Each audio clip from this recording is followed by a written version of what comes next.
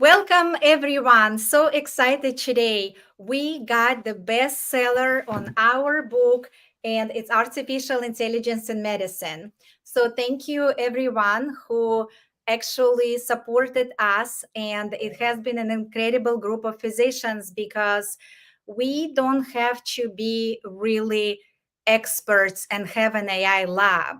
And of course, it's great to have artificial intelligence lab and do a research and be an expert in a very specific niche.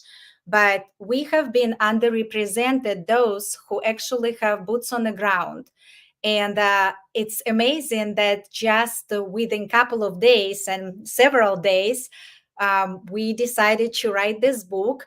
And it's just less than 6 months ago. And today we have a bestseller. And we got in 4 categories. Actually, if everyone wants to go right now on Amazon with me, and as I am looking at that link at the present time, I am looking in several categories, and one category on bestseller. I'm actually opening right now with all of you, and it's listed for me is number 1 in electronic documents, number 1 in computer and graphic design, and number 1 in physician and patient medical ethics. Please let me know if you see any different. And with that, I would like to start, and we are going to meet authors and everyone who is watching us on different platforms. Please engage in the chat. And I see we are here, we are live. So please participate and join, check your phones, and we'll communicate. So thank you. With that, we'll start with the first author, and we'll go with introduction of Dr. Denise Koh.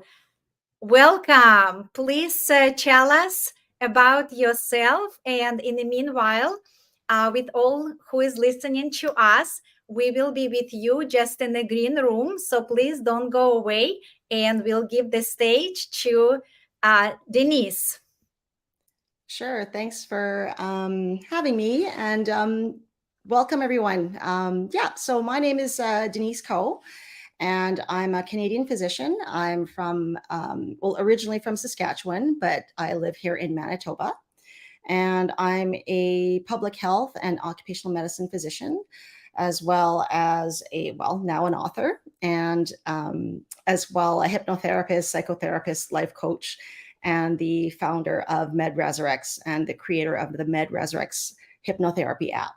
So my chapter is basically about data, and particularly about the experiences that I had in medicine overall, and my journey in medicine, but then more specifically around the pandemic and working on the workplace COVID unit, which is basically looking at workplaces and ensuring that they're as safe and healthy as possible, and trying to minimize the risk of COVID in the workplace. So it was a very, very tough time, and so. It is a very tough time, and thank you so much for sharing, because as we look in through the chapter, and actually I would like to meet our guest. We have a special guest in the audience, and I'm just going to join all authors again, so we all say hello. And we have our guest, Dr. Chandler Chang. Yes, welcome. Dr. Chandler, can you just tell us 2 sentences? Where are you coming from, and what are you representing? Sure. I'm very happy to be here and happy to see you.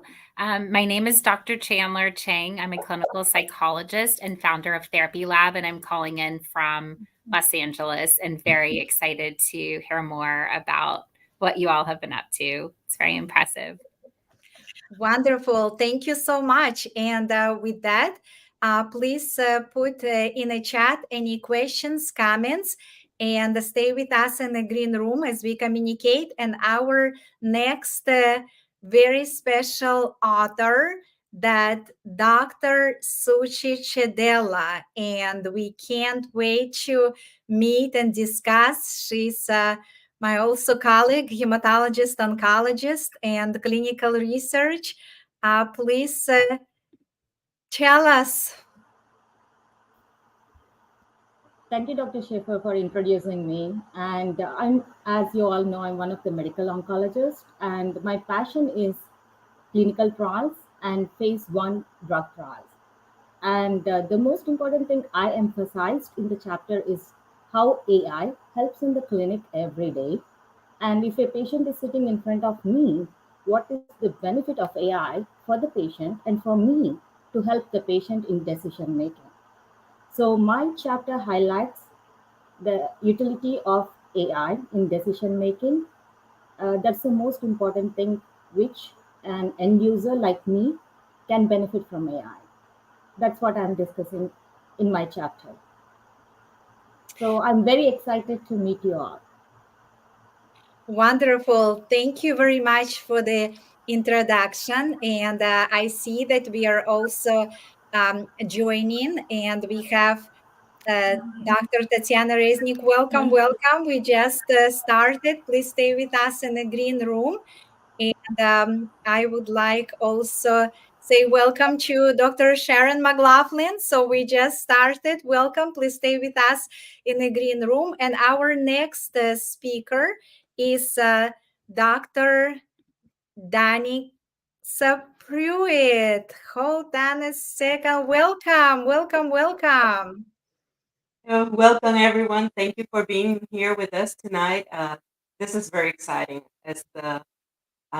Thank you, Dr. Schaefer, for inviting me to this excellent group of physicians and having us discuss about AI in medicine. I am I am an anesthesiologist, board certified anesthesiologist. I've been in practice for 30 years. More than half of my practice has been locum tenens practice, which locum tenens means uh, in placement of. So basically, I go and cover spaces that are either hard to get an anesthesiologist, or that people need vacation and they can't uh, use the other ones. They need an extra person. That has given me an advantage to see different equipment programs that in which AI has been used, or in which AI could be used. So that is one of the perspectives that I present in my chapter. And I also present the possibilities of using more AI applications in other equipment, and what things that we need to watch for uh, and be cautious. Thank you very much. This is very informative. And with that, I just would like to join everyone. And as we are having our next guest, and not only no, I think there was guest Paula, but I don't see Paula. Are you with us? All right. Okay. Um. All right. Hi, Paula. Welcome. Get my Hi, camera back. Paula. Welcome. Please tell us where you from, and what are you representing? And I know we've met a long time ago, and you've been an author. And Yes, yes, you got thank me. you. Can't believe it. Actually, yes, big story. Tell that Paula and I, we did a book initially. Yeah, I'll show you guys. Hold on.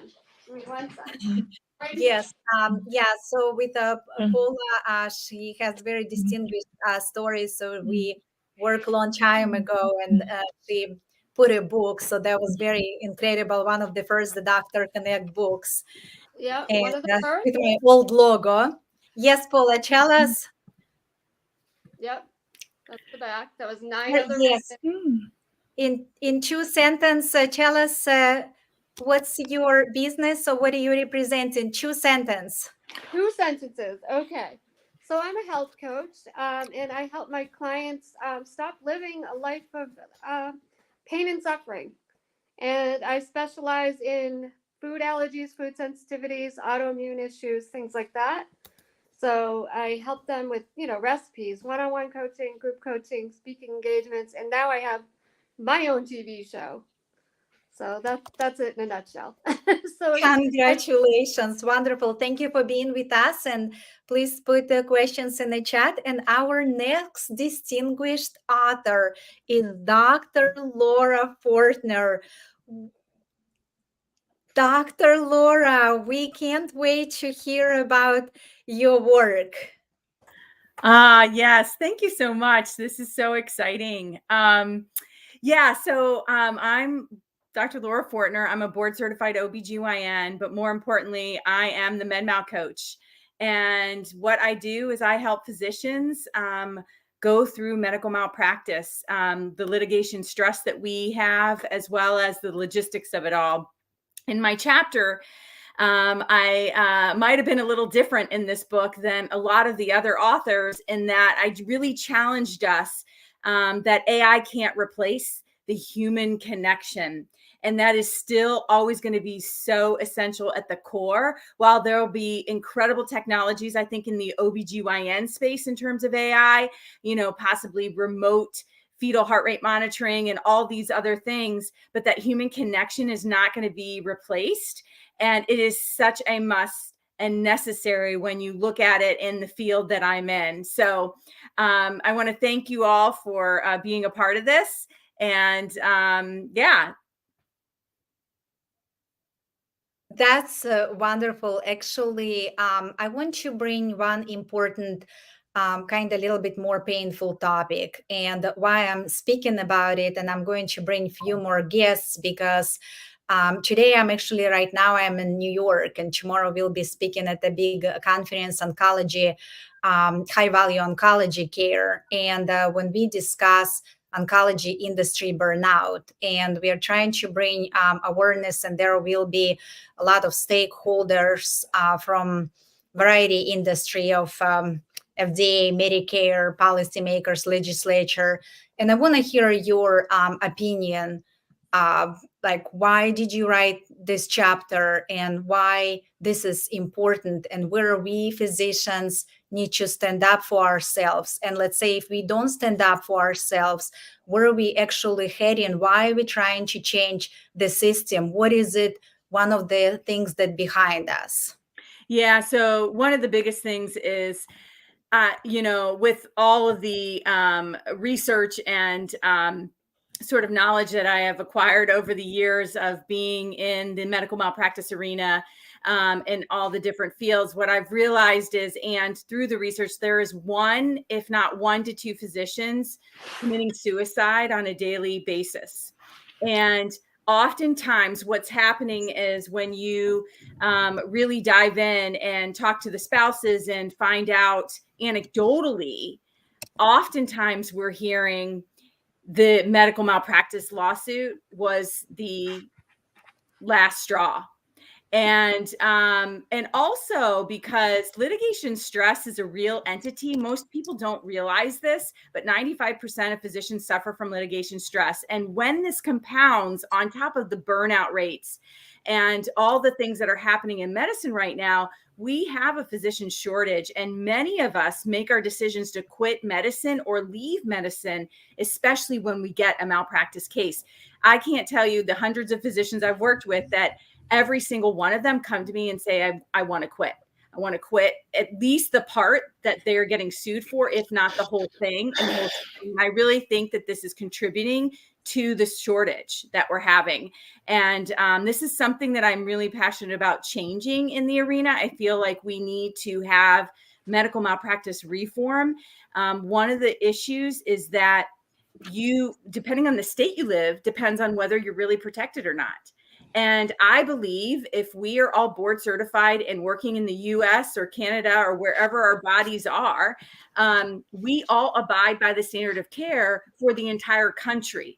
We don't practice differently state to state.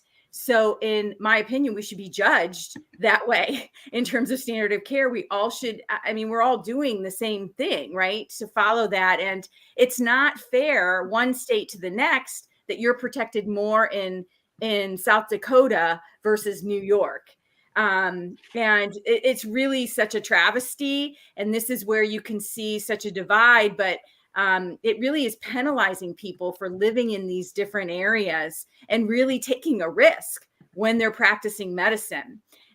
So this is, I could talk all night about this, but these are some of the thoughts that I have, and I would love to get in front of legislature and other entities to talk more about this. But the other thing that I want to present is when you look at med-mal cases, 70% of them get dismissed, but it doesn't take away the stress because it takes years sometimes for the case to get dismissed. I mean, the average case goes 4.9 years, and usually 1 to 2 years it takes for the thing to go away if it does get dismissed. So 70% we are suffering. We're going through the litigation stress, and yet it ends up getting dismissed because there's all these frivolous things out there, and that we could remedy that by having 3 of our board certified peers look to see if there's any value to the case to begin with before it would go anywhere. I believe they have this in Indiana. They don't have that in other states. And I think that that's such an essential core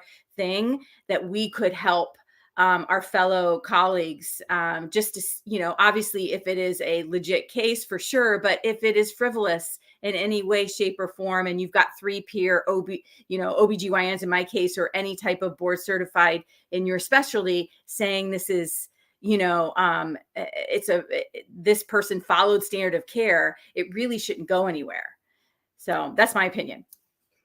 Yeah, thank you very much. And actually, I just listened to Denise, and Denise put that this is compounded by unmanaged expectations of the public. And that's why we are raising a different type of the topic today. Not only that those that do specific research in artificial intelligence and those specifically do certain research, but we also need to hear voices of underrepresented, and I believe that we are underrepresented, although that's not how the public perceives. So please put additional comments in the chat, and as we are moving, thank you very much, Dr. Fortner, because this is a big issue, and I will also advocate on us behalf as well. And I just noticed that we have Denise. She's in Manitoba, Canada, and I also see Dr.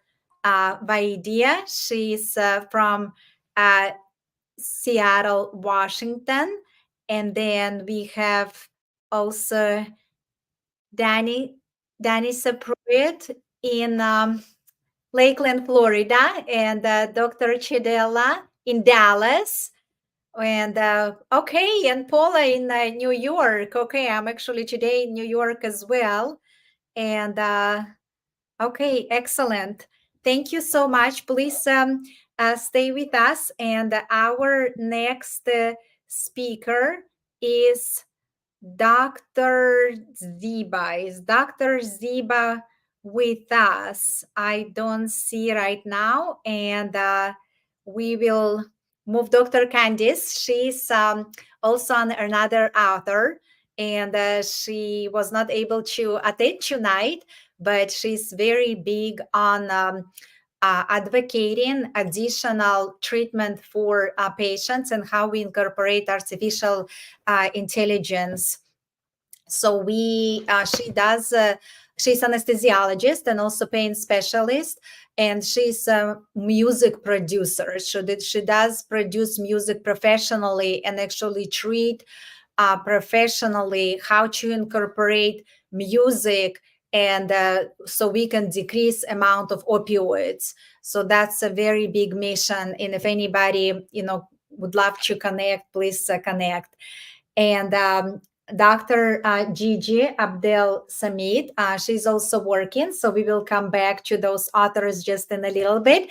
And we have our very special guest in the room, Dr. Tatiana Reznik. Welcome, Tatiana. Please tell us about your work, your chapter, what you advocate in. Thank you so much, Ludmila, for doing all of this, for leading this very important project. And I'm so honored to be part of it. And welcome to all our listeners. And I'm Dr. Tatiana Reznik. I'm a hospitalist, internal medicine physician, and also board certified in lifestyle medicine. And I'm a host of Voices of Women Physicians podcast and a certified life coach, in addition to being an author. I'm very passionate about helping people to improve their health and well-being, and especially for people to find new ways how they can get their dreams to come true. So I help people who have some dreams, ideas, who would like to do something different in their life and to uplevel their life. I help them to bring it to reality through a combination of life coaching, mindset shifts, and practical tips and resources. And also through improvement in well-being, improving nutrition, mindfulness, sleep, stress reduction, and so on. And in this chapter, I am a practicing hospitalist. I work full time. And in this chapter, it is my dream, my idea about what artificial intelligence can bring to the hospitalist life, to the usual hospital, how our day would look like with artificial intelligence helping us. I'm looking at artificial intelligence potential. And at the time when this book was written, we started many months ago, all of this like a dream. It was not reality yet. And in many ways, it's still not reality, but I hope it will be eventually, hopefully soon. So I'm hoping that people who can create it will read this chapter and hopefully will actually bring it to reality. I'm very passionate about various ways how we can make life with people easier and more joyful. And artificial intelligence definitely can help to make it easier. That's wonderful. Thank you. And with all this information, I just want to make sure that if anybody has actually, book, then please follow as we are moving through the chapters. And so what I've learned, and I'm trying to bring more on the stage, so then we have additional moments, and we'll come back to all others.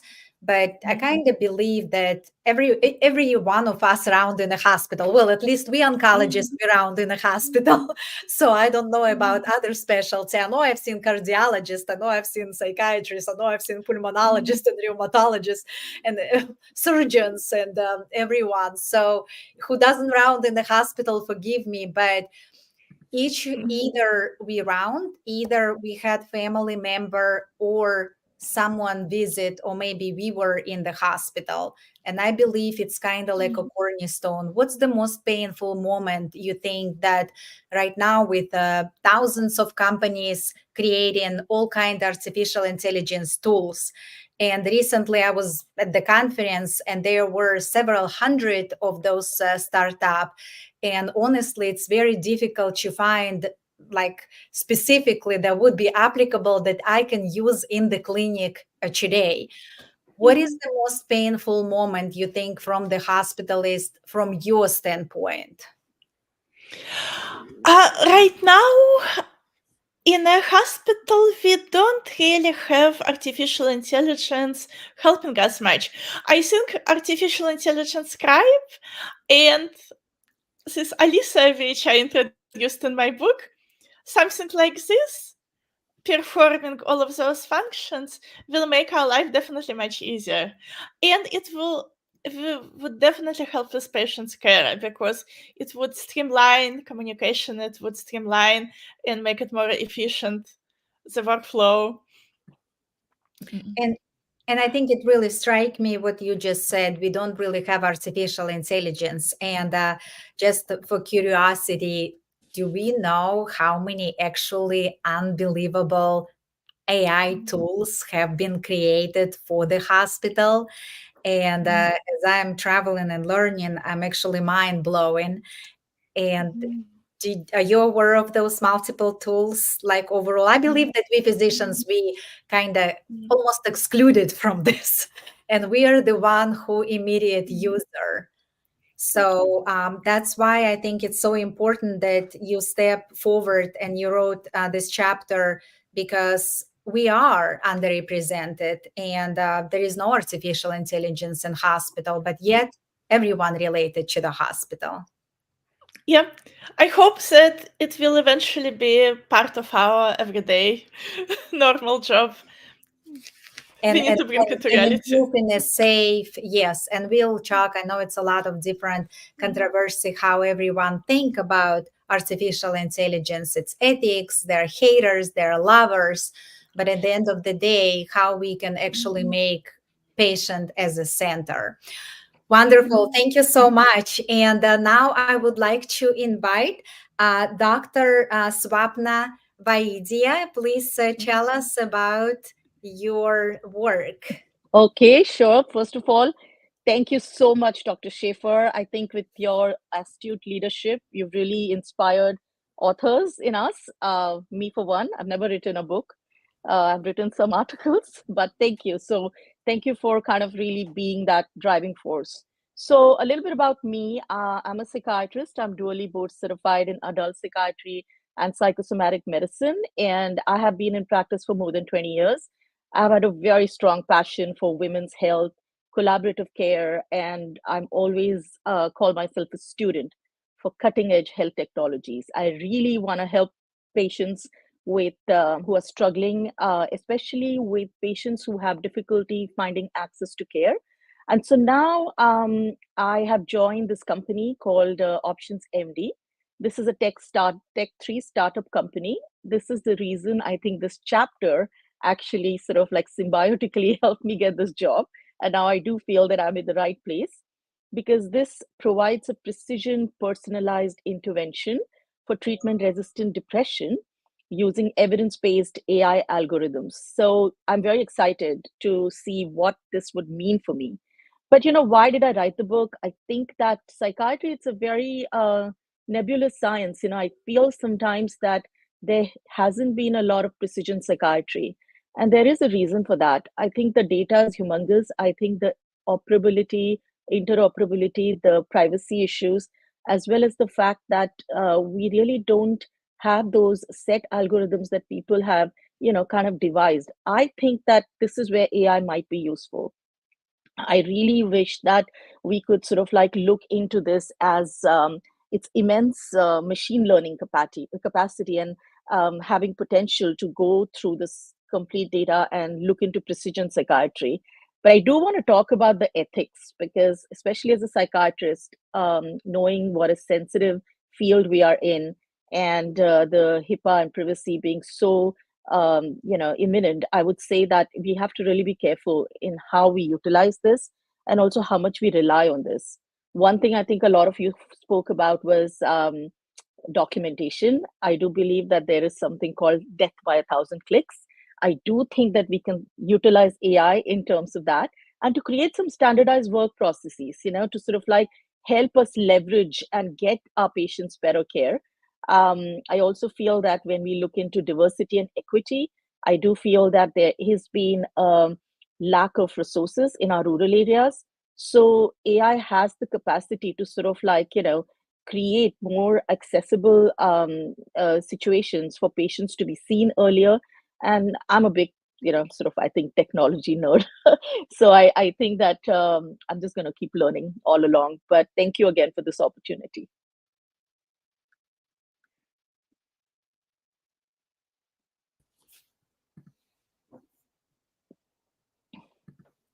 Thank you very much. And initially, when we met, it actually struck me how even during this work, you found a new opportunity, new work, new job. I And mean, it was amazing. I think that this book led me to think into what direction I wanted my career to go towards. I knew that I liked technology. I knew that I was passionate about it, and that there had to be a better way or a more sort of like efficient way to do what we are doing. So, in that essence, I started looking for jobs. This is a startup, and as you said, that you saw a lot of startups when you were at the conference, and I think this probably was one of them. But what I do like about the fact is that there is clinician voice, there is clinician leverage at that startup. And I think that they are building the model depending on how we as psychiatrists are kind of educating them as to what would be important. And also, there is a feedback loop with a research angle that we're kind of trying to think about how patients are being helped from an outcome issue. So, I really feel that if we partner with technology and these companies, the C-suits or whoever are kind of running this company, if they have that magnanimity and that intelligence to have us doctors be at that table, I think healthcare would be a different ballgame altogether. I absolutely agree. And I know you mentioned that when I said about startup, of course, we want to have startup. But what I noticed the important that you as a clinician actually helping to develop, because yes, there are engineers and PhD and they all do a lot of things, but you are the one who boots on the ground to Yes. have this bring to reality that it's not just a great technology, but actually the physicians participate. So that's why we are here.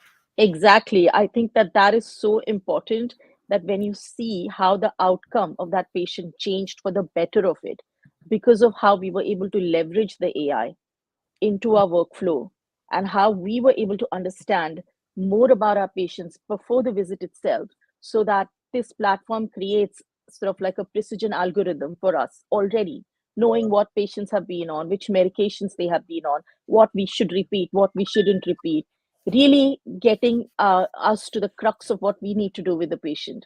So doing our clinical work, and practicing to our highest capacity rather than just collecting data, because we already have that. So, I mean, that's just one example. But I think that this is where AI will be able to help us a lot.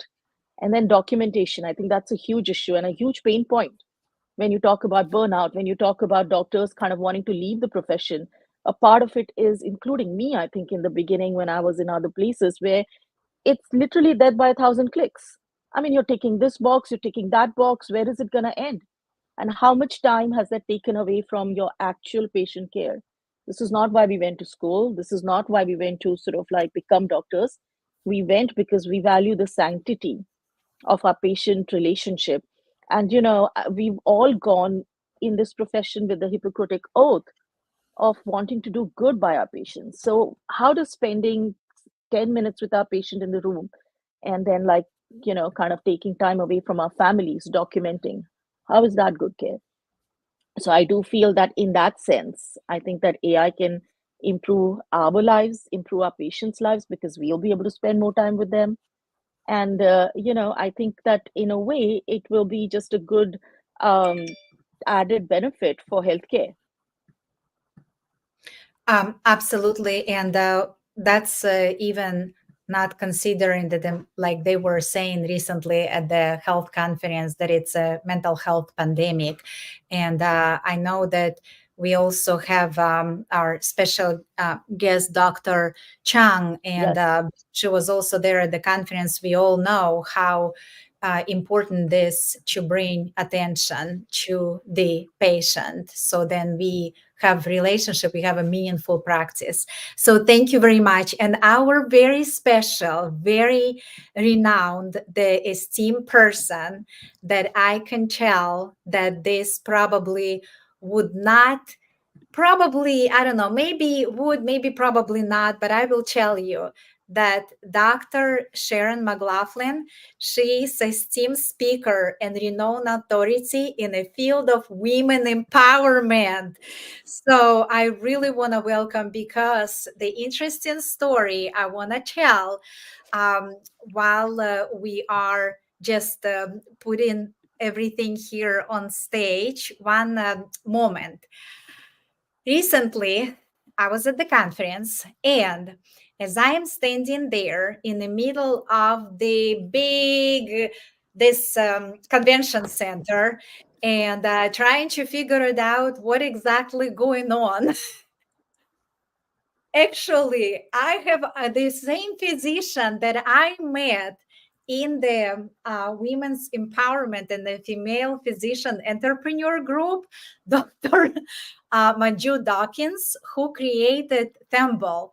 And because of you, we actually met, and this created such a wonderful network. So thank you so much for what you're doing, your contribution to the community, your participation, and not just participation, but leading forward, but also humbly put so much work behind the scene. And I can tell that putting all of those things, they might look fluffy if we right now on Facebook or Instagram or stage, but the things that doing behind the scene, you, Sharon, and then a lot of physicians, it's really remarkable. So I want you really tell us exactly where it started, what actually led you to join artificial intelligence. You are a plastic surgeon. You have so many other things that you've done for the community. So please tell us about your work. Dr. Schaefer, let me start off with saying that you took the lead on this. This was your idea. You got everyone together, and I've been on that side. It is a tremendous amount of work. You wouldn't understand unless you did it. You were so organized, making sure that all the chapters were collected and all the editing. You did a fabulous job. And even this tonight, it's just beautiful. Your branding, having everybody up on stage like this. Thank you. It really is very remarkable. The idea of the artificial intelligence is that I see it. Every day we're using it. I am all about physicians marketing and branding themselves. And it takes a lot to just, start writing and coming up. I'd rather just start with something, like have a framework. And this is where, whether it's artificial intelligence, ChatGPT, whatever program you prefer, whether it's paid or free, you could start doing that to help. Now, just know that ChatGPT is only good up until 2021. But prior to that, just rewriting things, it's very good as far as you writing a paragraph and then having them rewrite it. There's so many ways that you could use it. And here's what I know. Physicians burn out left and right. I burned out a number of years back, and it's why I stepped out of medicine altogether. Still use my license with what I'm doing, consulting work, and also working for doing claim review, and a bunch of things that don't actually require ChatGPT. But in my side business, I do use a lot of AI. It just helps them a lot. I remember when I was in plastic surgery, and we would do free flaps and monitoring the free flaps. And, you put someone through hours of surgery only to lose the flap. So by using artificial intelligence and machine-based learning, you could prevent that flap or be aware of that there's a problem in one of the vessels prior to losing the flap. Also with, before and afters, people have this idea like, I want the perfect nose. I want the perfect, it's usually noses, facelifts.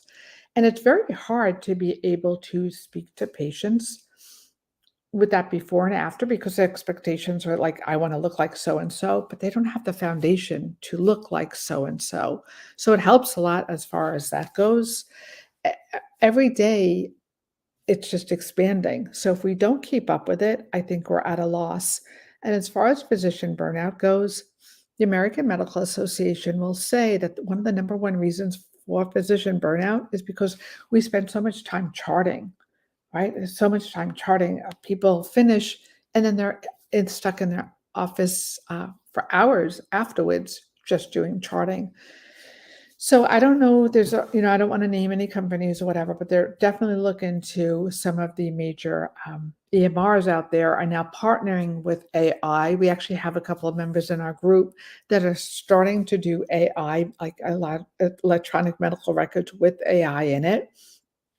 Oh, I could only imagine where we're going to be in the next couple of years.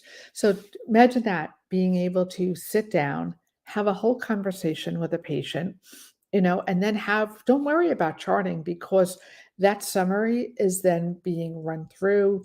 It's, you're dictating at the time, it summarizes the notes. You could add bullet points. You could have a patient walk away with something so that they know how to follow up, what needs to be done. A lot of times you walk out, you're like, what did they say? Right? So this is all about the patient-centric experience, helping patients under uh, their short amount of time that you have to see the physician, and really being able to walk away and remember that conversation, because it's a lot at one time. So many ways that AI is being used. And this is why I wanted to join in, because I think that we're only seeing the tip of the iceberg. I can't imagine where we're going to be next year and the years after, like what's going to follow up with this. I don't even think right now we can imagine it, because we just haven't seen how far or where this will take us. So thank you for the opportunity. Thank you very much. This is absolutely important. So I want to ask a question that right now it's a lot of also health coaches who do a wonderful work, but they not necessarily certified and maybe trained, but they really do, nice work. So is any way you think that they could also help, maybe pair, maybe with artificial intelligence or not, and kind of help healthcare system or not? You're asking me specifically? Yes. Mhm. Yeah, Ludmila, I have a hard time with that. I have to be honest with you. We did so many years of training, and not to have that. Yeah, you could read it from a book, but we can all read things from a book. It's very different than implementing and living it every day. I'm going Yeah. to be hesitant and say, no, I am sorry. But I see too many, I'm on social media too much to see too many people talking and giving advice that I don't agree with. That's not science backed. I don't know if you saw recently, IV hydration, right? You're dehydrated, you get IV hydration. Do you need electrolytes and all of that? It's such a big push. There's all these spas throughout the country. We were down in Florida this past weekend, and we were sitting outside eating breakfast. We saw the spa, and I was like, I don't even know who runs that. And then in our group today, the Female Physician Entrepreneurs Group, we posted an article by Corinne. Med Spa had, a physician thought, I don't, the bottom line is the person lost their license. So, something had to be proven.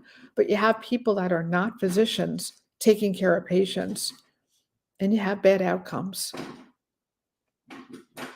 Yes, and in addition, maybe with additional tools, once you maybe provide those tools and do specific tasks, because sometimes, like in a clinic, we also notice that um, uh, the physician and maybe nurses and providers, they say we want to practice at the top of the license. So maybe then incorporate and kind of work in a partnership. Maybe that would be one of the options. But I absolutely agree, it's detrimental, like extra infusion and recommendations. So right now there is a verification of the medical information. There is so much bad news and wrong news that at the recent conference that also I attended, there were 25,000 people, and a lot of experts in very known companies. Like you said, we can't tell those names, but the companies that we use every day, day in and day out, those experts in business, in a variety of different, they basically tell how to practice for physicians. Or the other, they think that maybe extra infusion would be helpful, or like you said, IV hydration, but we forgot that there could be hyponatremia, right? And additional, if someone has congestive heart failure, detrimental. So I think that's why bringing physicians also, when they develop the artificial intelligence tools, that's why we're having this discussion today. And even someone say, okay, you're not experts in AI. Why did you write the book? Well, I can tell that we actually became popular, and because we underrepresented, and probably people want to hear our voices. Thank you.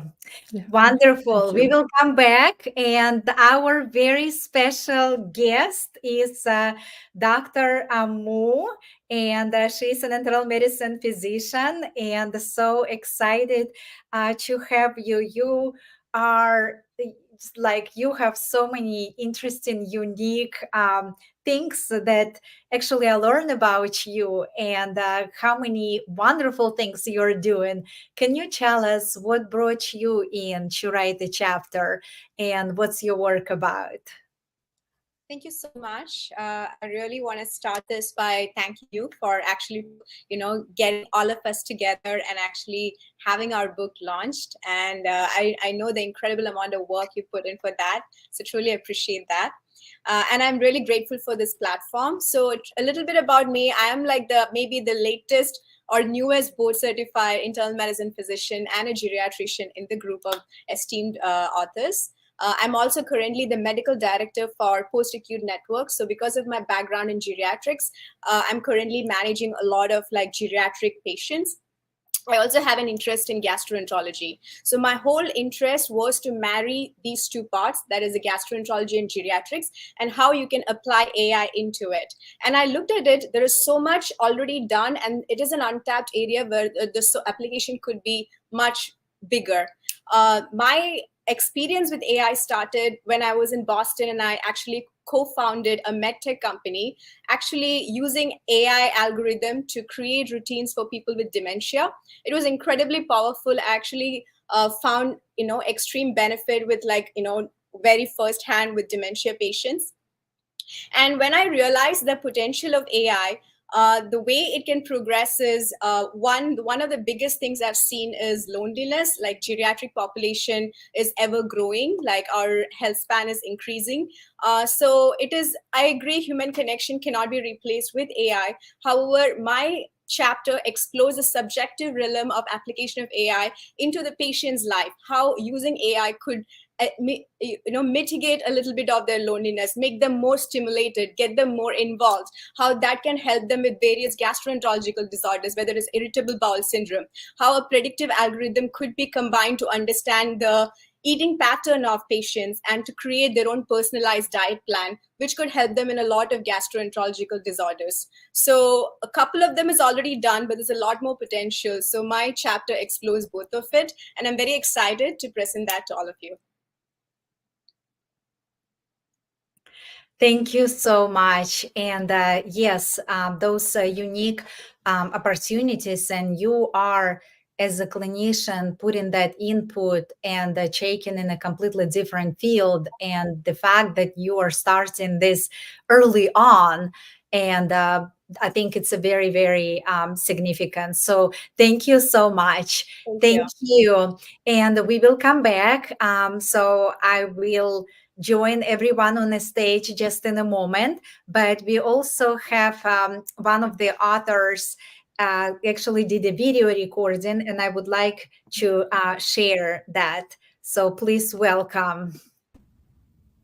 Hi, I'm Dr. Radha Mikulaneni, a board-certified dermatologist and dermatopathologist in New York City. When Dr. Schaefer approached a group of physicians to contribute our thoughts on artificial intelligence in our respective specialties and how it may change the future of medicine, I jumped at the opportunity. The launch of large language models for the general public in the form of ChatGPT or Bard has really given us all a sneak preview into this black box world. In my field, in particular dermatology, AI has been trained on images of skin lesions and rashes to diagnose cancer and certain skin conditions, and it has been used for years in a very triage-based manner. But this is next level. So the current AI actually mimics neural networks. So it iterates extremely quickly as feedback is provided, and it is taught on a vast amount of information that it can sort and rate this material. And in fact, there are programs now that can compete with dermatologists in terms of diagnostic accuracy. I have always believed that dermatology is unique in that it is a visual field and therefore is ripe for digital innovation in the form of virtual visits, as many of you have probably had some teledermatology visits at some point, or sent a photo to your doctor to make a diagnosis. Well, that's virtual dermatology, and diagnostics based on images alone can be extremely beneficial in terms of creating a more efficient way of determining whether a patient needs to be seen in person, and there is higher accuracy so that digital teledermatology actually has some feet. Now, we want to innovate in this field because we have an aging population, we have an increasing global need for dermatologists, and there is a shortage of board-certified dermatologists. But the problem is that there are some caveats to implementing AI in our field. So much of dermatology does have to do with the judgment and management of patients with skin conditions, including counseling, empathy, real-time adjustments, and monitoring over time. Moreover, most patients, and most of my patients, have multiple concerns, and they range from a rash to a skin cancer potential to hair loss to cosmetic concerns. So AI in diagnostics definitely has a role in triage, and I believe that that role will become increasingly the first step. But implementation, long-term management of AI in those aspects of chronic care might be challenging because this type of innovation actually comes at a cost. And the software companies need to make a return on their investments, and large hospital and non-physician-owned groups need to see more patients at lower prices. So if the AI is not utilized initially as an adjunct to the work of physicians, it might simply replace high-quality medicine with lower-caliber solutions. And there is precedent for this. This has occurred with the widespread implementation of the electronic medical record. That system was imposed upon physicians by the government, and these systems actually focused on billing and payment, but not on quality care, and certainly not on optimizing the doctor-patient relationship. So when seeking medical treatment, I urge you to connect with your physician first and foremost. They are on the same side as you, not the drug companies, not the software companies, and certainly not the insurance companies. I would actually argue that you should choose a physician who is agile enough to understand and implement AI thoughtfully. We are on the cusp of very rapid change. And this is going to be happening much faster than other revolutions and innovations, such as if you think about the past, the advent of the automobile or automated manufacturing or even the internet. So the current landscape, while it's exciting, we do need to do a lot of work to preemptively plan for the potential positive changes and utilize those to our advantage to better healthcare, as well as being very mindful of the pitfalls. In dermatology care, we are really on the cusp of this. So be mindful, be thoughtful, and I highly recommend that you read this book. So I practice in dermatology. I practice dermatology in Manhattan, but I also practice digitally in a hybrid practice, and I can be found at www.skinsage.com along with my dermatology partners. We developed a digital platform that works for the future of dermatology, which I believe is hybrid. So we can see you online or in person for all your skincare needs. Thanks so much. Well, that was so wonderful. And I just want to make sure that we follow up and encourage everyone to connect with each other. This book has been kind of beginning. It's a clinical, it's very real, it's written from the heart. And I really want to say thank you to all authors, as well as those that while we are looking, I want to emphasize that there is a chapter written by Dr. Ziba Faruqi, and she wrote, "Will Artificial Intelligence revolutionize or unravel rheumatology. So it's a lot of also concerns, and she described needs and potentials of artificial intelligence. There is a chapter number 7 also written by Dr. Candice Williams, and how does human-made music help us now, and artificial intelligence is on the scene, as well as Dr. Gigi Abdel Samid, where spirit and science meet. And then chapter written by Dr. Santos, Susanna Santos, and night in the emergency department. She's an emergency department physician. And also chapter written by Jasmine Handal, Embracing Cultural Heritage and Harnessing the Power of Artificial Intelligence.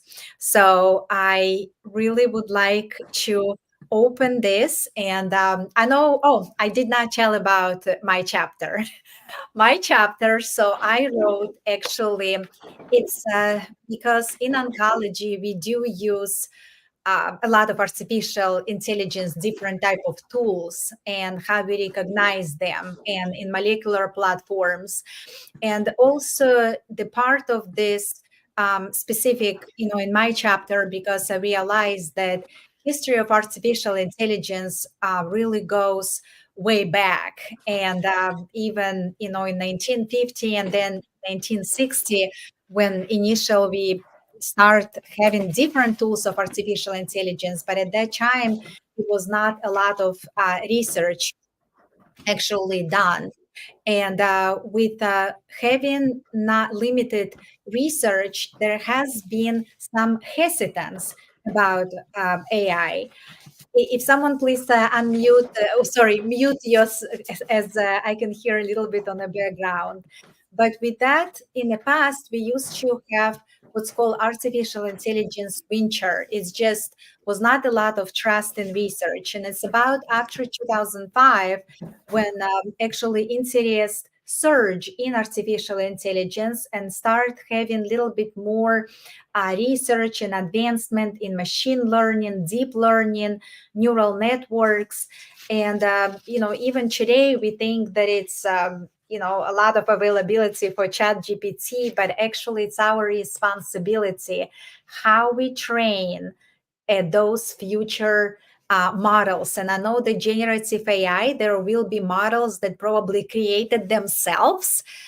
However, how we put information today and what data we put, so then all these models will be created, I think that's where we have to step up and start like kind of educating our communities, not only patients and caregivers and peers and other physicians and the population, because the more wrong data we put, the more I believe the wrong models will be created. So in order for us to have right tools, and also we discuss about ethics and medical record and imaging laboratory results, so then we kind of utilize those tools. And basically the confusing part, it is a beginning, but it's a lot of people right now using it, and it's in your hands.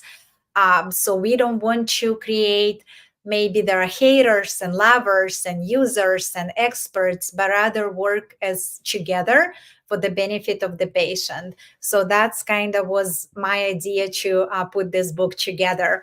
And now I want to open a floor to any speakers. If you raise your hand, and please tell what message you want to say. Welcome to tell about yourself, what you do, or anything else. If anybody wants to raise hand, and if not, then I will try to call anybody wants to speak. All right, then we will start from Dr. Sharon McLaughlin. Last remarks. Pay attention. AI can help you significantly. Yes, you have to be careful of, that it's not making mistakes, but use it and learn it as it goes, because if you too far back, the bottom line is, if you don't use it now, you won't learn about it, and you'd be surprised how much it can help you. Just think about how you spend your day and what it can do to help all the areas that it can help in. And can you tell us how is the audience can connect with you? Sure. Sharon McLaughlin, MD. That's my website. So it's Sharon, my last name, McLaughlinMD.com. Thank you. Thank you very much. Thank And you. yes, so our next remarks by Dr. Chidela. Please unmute yourself. Thank you, Dr. Schaefer. But I would say, like, I'm very excited to be here. I was telling Dr. Schaefer, my journey started with an recommendation by AI. So we have next generation sequencing platforms, and one of the recommendation was the treatment given to the oncologist from the AI signature. So one thing is, like, I wanted to learn from that time is, like, we are not trained in that, but we are given recommendations, and the liability is of the physician. But none of the signatures or anything have physician input, who are the end users of it. So that's made me to write this book and learn about AI. And I took a course in MIT too, a introductory course for AI in healthcare professionals. So the only thing I wanted to tell everyone is, like, collaborate with the physicians, because AI is something which is used by them, rather than giving recommendations to the physicians, whose liability is the biggest thing. Thank you. And I absolutely agree with you. And how is the audience or patients or colleagues or public can connect with you? Through my LinkedIn profile, Naga Chidala. So I'll be available and I can answer any questions. Thank you. And is anything excited coming up in your life? Maybe another book in couple of months. I mean, I would be excited for that, but it's in the pipeline. Wonderful. Thank you. And now the floor is Dr. Denise Koh. Yeah, I guess just some final remarks about, there's been a lot of talk about just not being happy with the medical system and the healthcare system. And I think that's both from physicians' point of view, with burnout being, at record highs, but also I think from the public overall. And so, for me, in my perspective, being also a public servant, I really just want to recommend to really focus on the utility piece of it, of using the technology. So oftentimes in government, there's this, that's too difficult, or there's the FIA requirements, or the legislation related to privacy, which is obviously extremely important, but to not stop at that level, but to be able to look at other ways to be able to get around to achieving the goals that you want. So I really think that that's part of it, is just basically being able to step outside of, the box, and just look at different ways, because there's so many advances in technology that there are ways to be able to do things that we probably weren't able to do, weeks, months ago, a year ago. So I think there needs to be that will from government to really jump on it. Otherwise, it gets too difficult to do it if it gets too far behind. So. Thank you. And how the audience can connect with you and what's excited coming up? Sure. Yeah, well, I have a website, www.drDeniseKoh, so DRDENISEKOH.com, and my app, which is https://medresrx, which is medresrx.passion.io. So you can also find it in the other ones, but that's the one that's the most current. So I always recommend that one. What's exciting for me is I'm going to Prague very soon, in less than 10 days. So yeah, I'm going to be getting an award there. It's Global FWN, which is Filipino Women's Network. Yes. Thank you. Very excited about it, and it's most influential Filipino women in the world, so it's a global award. And what's exciting about it is it's a working award. So we're tasked to come up with a project that basically empowers and uplifts and supports Filipino women in our area. So the area that I'm going to be working on is related to Filipino nurses and also Filipino caregivers. And part of the issue, I did some training, or I did some part of my research from my training, really looked at this problem because it's a very gendered recruitment that occurs, but then there's a lot of negative effects both on the women that are doing this work, but then also their families and the kids they leave behind, their partners, but then also the Philippines overall with with a brain drain and a care drain, and it also increases disparities. So there is a connection there in the sense that you can use some of this technology to really bridge those gaps. So it's all kind of pulling together. So thanks. Yeah, thank you and congratulations. And now I understand what's working award. It's basically it's a real award. Thank you. Congratulations. Congratulations. Yeah, Dr. Amu.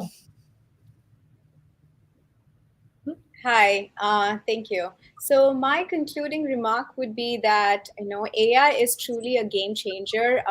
Precision medicine or personalized medicine is the present and future of healthcare, and the potential of AI in it is truly a game changer. So if you are a physician, I would encourage you to be an advocate in your respective field, identify the potential need and the application of AI in your field.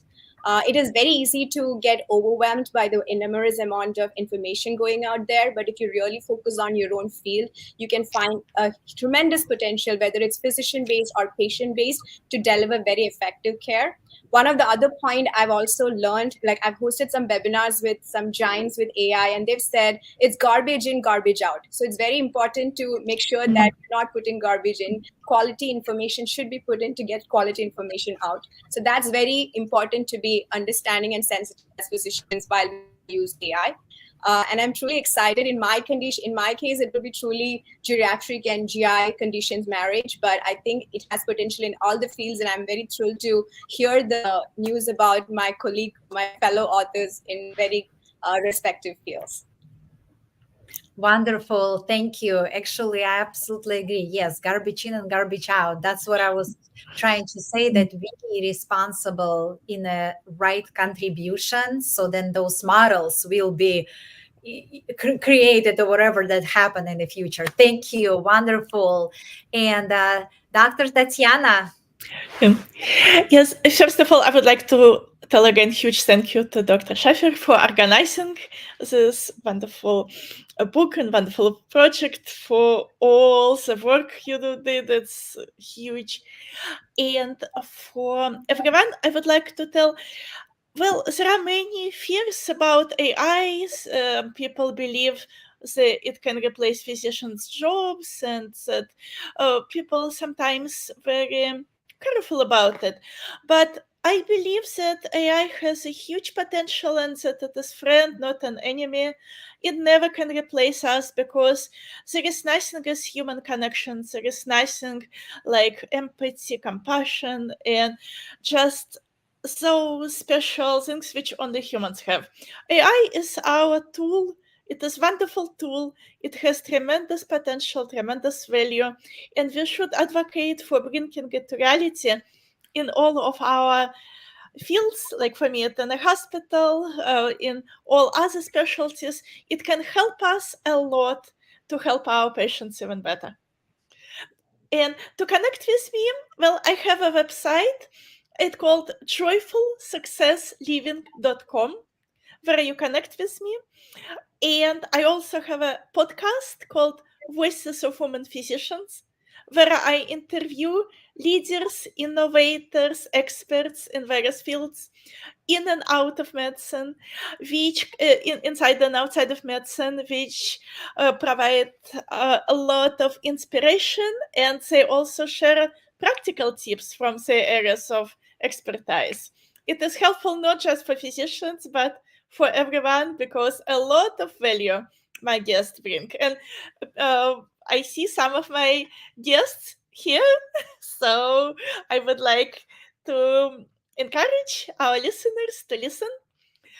And I also very excited about what is coming in my coaching business, in my coaching practice. Currently, I coach one-on-one, and I mostly focus on women physicians, but other people also welcome. I also developing now group program and a course which help people with important goal of clarity and confidence in moving forward. So if you're not very happy in a situation where you are in, maybe you feel burned out, maybe you feel exhausted or overwhelmed and not fully satisfied with what's going on, but you're not very clear what you would like to do and how to change it, I will help you. Or if you do have some idea, but not acting on this idea, not bringing it to reality yet, or not bringing it fast enough, it is another area where I will help you. First session is free, and I have CME. CME is available. So I would like to connect with all of you. Feel free to connect me, joyfulsuccessliving.com. And on Facebook, on Instagram, everywhere, Tatiana Resnik, my name, you can easily find me. Wonderful. Thank you so much. And I can tell that when you interview me, like you ask those like needle questions, and it was very valuable. So thank you for providing to for the community. And I want to ask Dr. Swapna. Oh, hi. Thank you again, Dr. Schaefer, for this opportunity. And I think my sort of points would be just as other doctors have already told before me, but look at AI not as your enemy. I think it's an immense tool. You can really use machine learning. You can look at large data, you can slice through it, and you have a potential to make my field, such as psychiatry, a precision field. I think one of the biggest challenges we have in psychiatry are a couple of things which I write about in the book: the disaster psychiatry piece of it, the outreach. And right now we're seeing this in the world. We're going to see the aftermath of a lot of trauma. So I think there's so much potential to use AI as a tool to reach out, and sort of like proactively help people. And the second part would be also about suicides and homicides. I think there are tools right now, but AI-enabled tools with precision psychiatry will really, really help, especially in my field. I do want to caution about the ethics, because in psychiatry, we really have to be very careful about what's revealed and what's not. So I do think that this discussion needs to continue to happen, but let's look at AI as a harmonious sort of connection between us as psychiatrists, and as well as, kind of tools that enable us to do our jobs. One of the doctors talked about precision medicine, and even in psychiatry, for a long time, we didn't have that sort of reputation. But I do think there is precision medicine. There are algorithms. There are ways to kind of like drill down through this data and to not get patients go through different medication trials to arrive at the right one. We do have ways to actually cut through that. And so I would really encourage my psychiatry colleagues, my psychology colleagues, to look at this with fresh eyes, look at LLM, look at language models, and be a part of this movement, while really being very careful with the ethics, and absolutely have your guardrails going forward. So I'm very excited to be a part of this conversation. How to reach me? So I have a website. So I'm actually the lead psychiatrist at Options MD, so you can reach me through that as well. And I'm also having my own private practice, so you can reach me through my website.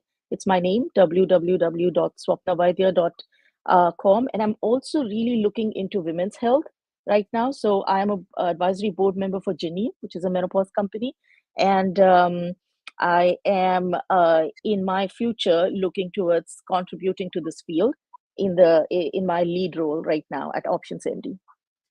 Wonderful. Thank you so much. Dr. Dana. Well, for my final thoughts, I'm going to echo part of what everyone has said. AI is here. AI is going to continue. We need to get involved. We don't need to be the last one to hear, work with this, and get to know it.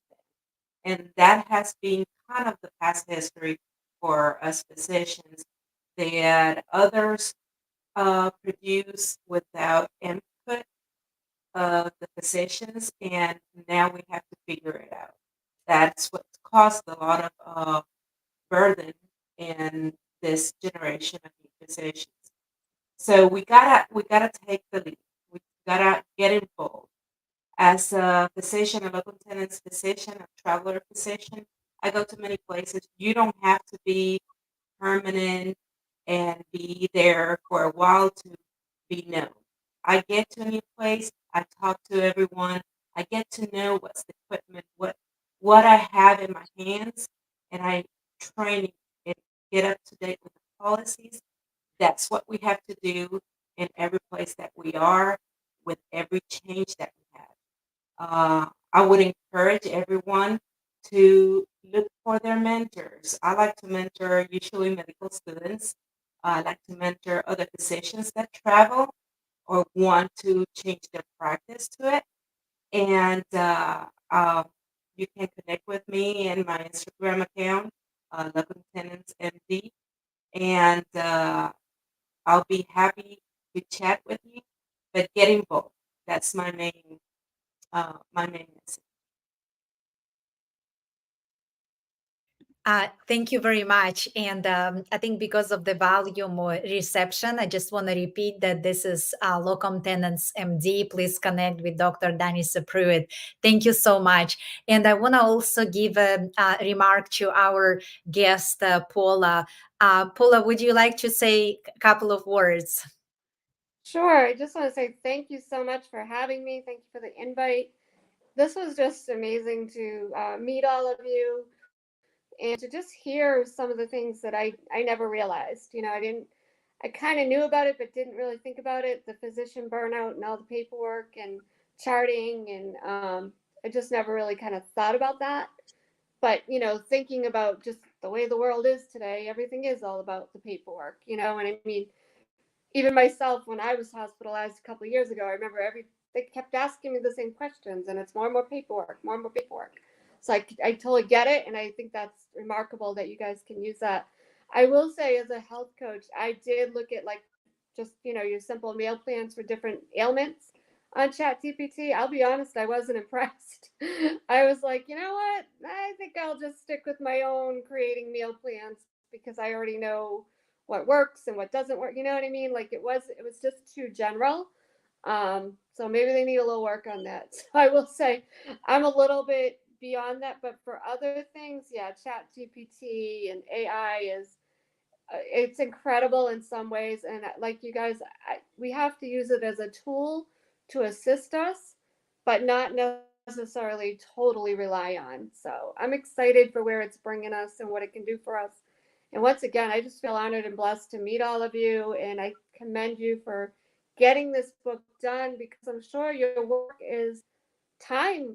This is a lot. It takes a lot of time. I mean, it took me it was only a little chapter, but it took some time to put this together. So you guys are busy. So I commend you for just taking the time to do the book. So congratulations on that. And I look forward to getting the book. Thank you guys. Thank you, Dr. Schaefer. Good to see you. Oh, Paula, thank you so much. You're so close to my heart. And everyone, if you please go back and listen to Paula's story. Initially, when she told me, I don't cry, but I had really almost cried and had the goosebumps. So we really appreciate for you taking time and be here. So everyone, please connect with Paula. And with all of this, I'll open floor for one moment, but I will tell that sometimes, people look, okay, what do I do? Some people reach out to me and they say, okay, I want to be on Fox News. I want to be on Bloomberg. I want to be on National Geographic. And that's wonderful. But what was for me that I really felt that it was underrepresentation. So yes, I did take kind of step and I start being vulnerable and share a story. And once I started sharing about my, personal story and how I came to this country with a couple of $100 and, now I'm here. And the same for the media. I went from 0 outlets to hundreds and hundreds. And right now, after media, I'm getting every single day, like I have invitation. I need rheumatologist. I need cardiologist. I need a surgeon. I need OBGYN. I need this. So I would love to connect, but it does require the media wants an A+ person. And then after that, now it took me to a major stages where actually I do speak and advocate a real life situation. So I also want to put all, authors and the reason we go through all this routine work, and one way we can take it and we can take to the next level, or we can just put the chapter in a drawer, that book, and forget about it and think like this is whole wasting of time, and it's our decision. But also years pass by and we realize where we have our passion, we have our expertise, we're getting older, our children grow up, we get certain health condition, we get, certain retirement or no retirement plan. And we kind of feel that, okay, was our life fulfilled? And I believe that this is the time where we can find the sweet spot. So please, connect with me. Either you can look at ludmilaschafer.com or the doctorconnect.com. You can take the assessment. It will tell you a little bit where you stand in. And, I have a different program, how we can take 3 levels.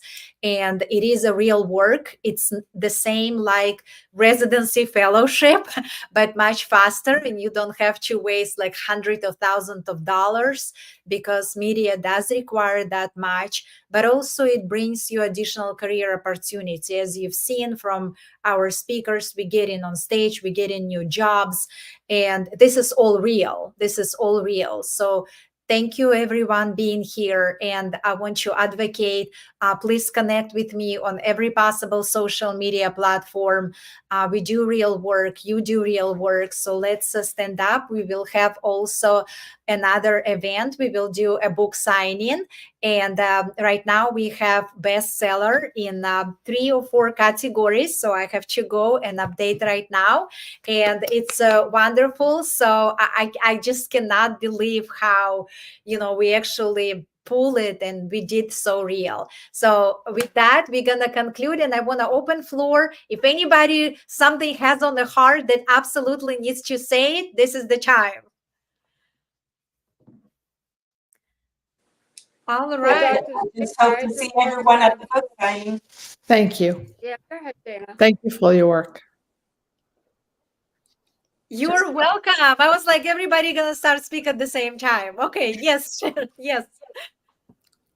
Yeah, I just welcome anybody to be on my show. It's Overcoming Illness, so reach out to Dr. Schaefer or myself.